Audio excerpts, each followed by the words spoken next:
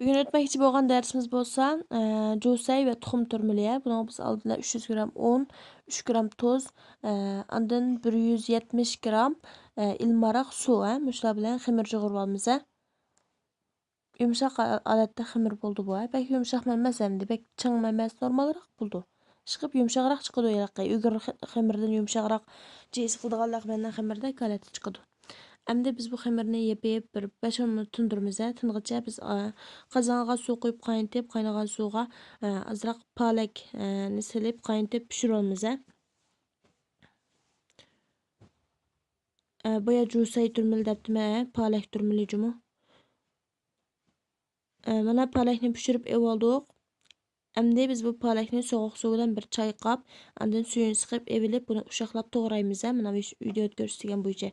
Yubasay qilsanglar bo'ldi, yangi pishgan, ilaqi inchik-inchikka yubasay bog'i, yubasay qilsanglar shunday yeyishlik chiqadi.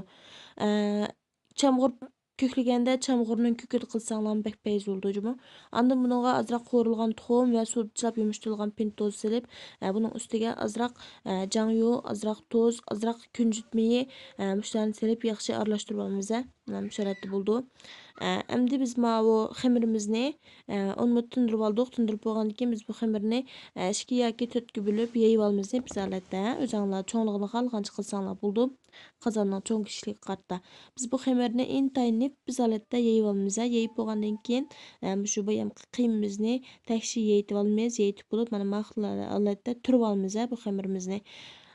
Turib bo'lgandan keyin oxirgi uchini mahlar chaplashtirib atamiz. Ondan ikki uchini ostiq tiqib atamiz. Hammasi musharat qilib bo'lgandan keyin qasqonga tizib 15 minut o'rtada dumlab pishiramiz. Qozon qaynab bo'lgandan keyin solamiz qozonga. 15 minut dumlab pishirib elib, buni mahlarda mana kesib, taqsilarga chiroyli tizib iste'mol qilsak bo'ldi. Shunday yeyishlik ham quvvatli bo'ldi.